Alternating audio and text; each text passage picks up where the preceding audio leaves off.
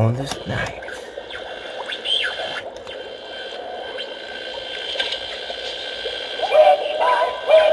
Oh, I want some entertainment, please.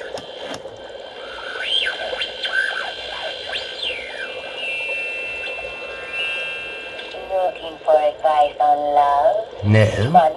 No. Life? Enough of this. Oh no, that won't do at all. You've come for entertainment, and, well, here we are. Welcome to Mephisto's lair. The small back of space behind Toecutter's culture corner. Oh, all right, it was once a broom closet, but I assure you, it's Mephisto's lair now, and I am Mephisto. What sort of entertainment have we in store for this, in honor of this wonderful haunted holiday? Let me show you. Excuse my temporary disfigurement. It is the sad outcome of my misfortune in a small wager. I am assured that the effect is temporary, and I shall be back to normal within a week, so let's get on with the entertainment. Toecutter has asked me to share with you, to honor this month of the haunted holiday, a reading of the classic macabre from one of America's great writers of the macabre, Edgar Allan Poe. The Raven.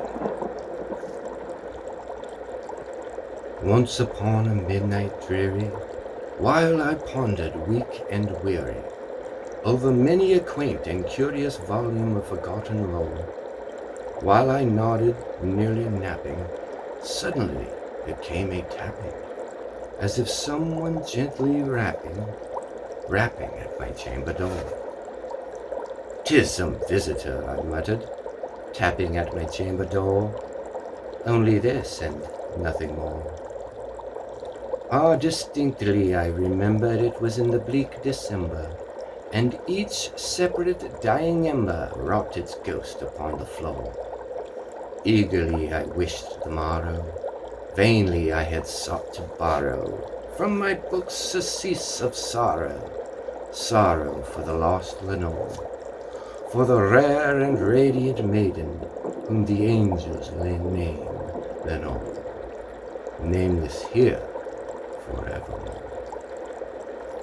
And the silken, sad, and certain rustling of each purple curtain thrilled me, filled me with fantastic terrors never felt before, so that now, to still the beating of my heart, I stood repeating, "'Tis some visitor entreating entrance at my chamber door, some late visitor entreating entrance at my chamber door.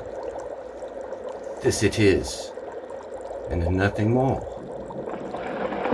Presently my soul grew stronger, hesitating then no longer. "Sir," said I, "or madame, truly your forgiveness I implore, but the fact is I was napping, and so gently you came rapping, and so faintly you came tapping at my chamber door, that I scarce was sure I heard you." Here I opened wide the door. Darkness there, and nothing more. Deep into that darkness peering, long I stood there, wondering, fearing, doubting, dreaming dreams no mortal ever dared to dream before. But the silence was unbroken, and the stillness gave no token, and the only word there spoken was the whispered word, "Lenore." This I whispered, and an echo murmured back the word, "Lenore." Merely this, and nothing more. Back into the chamber turning, all my soul within me burning. Soon again I heard a tapping, somewhat louder than before. "Surely," said I, "surely that is something at my window lattice. Let me see then what thereat is, and this mystery explore. Let my heart be still a moment, and this mystery explore. 'Tis the wind and nothing more. Open here I flung the shutter, when with many a flirt and flutter, as in there stepped a stately raven of the saintly days of yore. Not the least obeisance made he, not a minute stopped or stayed he, but with mine of lord or lady, perched above my chamber door. Perched upon a bust of Pallas, just above my chamber door. Perched and sat, and nothing more. Then this ebony bird beguiling my sad fancy into smiling, by the grave and stern decorum of the countenance it wore, "Though thy crest be shorn and shaven, thou," I said, "art sure no craven, ghastly, grim, and ancient raven, wandering from the nightly shore. Tell me what thy lowly name is on the night's Plutonian shore." Quoth the raven, "Nevermore." Much I marveled this ungainly fowl to hear discourse so plainly, though its answer little meaning, little relevancy bore.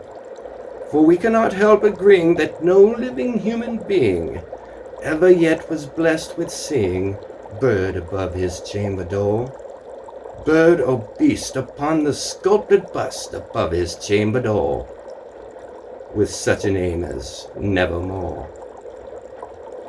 But the raven, sitting lonely on the placid bust, spoke only that one word, as if his soul in that one word he did outpour.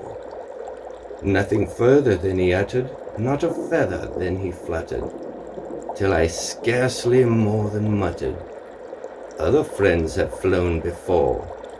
On the morrow he will leave, as my hopes have flown before." Then the bird said, "Nevermore."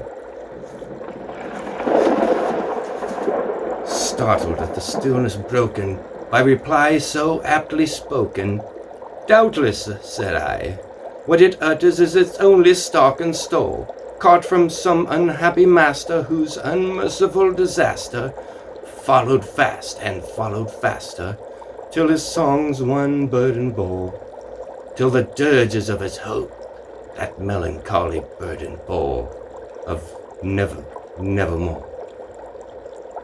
But the raven still beguiling all my fancy into smiling, straight I wheeled a cushioned seat in front of bird and bust and door. Then upon the velvet sinking, I betook myself to linking fancy unto fancy, thinking what this ominous bird of yore, what this grim, ungainly, ghastly, gaunt, and ominous bird of yore meant in croaking Nevermore. This I sat engaged in guessing, but no syllable expressing to the fowl whose fiery eyes now burned into my bosom's core. This and more I sat divining, with my head at ease reclining, on the cushion's velvet lining that the lamplight gloated o'er, but whose velvet violet lining, with the lamplight gloating o'er, she shall press, nevermore. Then, methought, the air grew denser, perfumed from an unseen censer, swung by seraphim whose footfalls tinkled on the tufted floor. "Wretch," I cried, "thy God hath lent thee, by these angels he hath sent thee, respite, respite and Nepeneth from thy memories of Lenore. Quaff, oh quaff this kind Nepeneth, and forget this lost Lenore." Quoth the raven, "Nevermore." "Prophet," said I, "thing of evil, prophet still if bird or devil, whether tempest sent thee, or whether tempest tossed thee here ashore, desolate yet all undaunted, on this desert land enchanted, on this home by horror haunted, tell me truly, I implore, is there balm in Gilead? Tell me, I implore." Quoth the raven, nevermore. Prophets, said I, think of evil. Prophets still, if bird or devil. By that heaven that bends above us, by that God we both adore, tell this soul with sorrow laden, if within the distant Aden it shall clasp a sainted maiden, whom the angels name Lenore. Clasp a rare and radiant maiden, whom the angels name Lenore. Quoth the raven, nevermore. Be that word our sign of parting, bird or fiend, I shrieked upstarting. Get thee back into the tempest and the night's Plutonian shore. Leave no black plume as a token of the lie thy soul hath spoken. Leave my loneliness unbroken. Quit the bust above my door.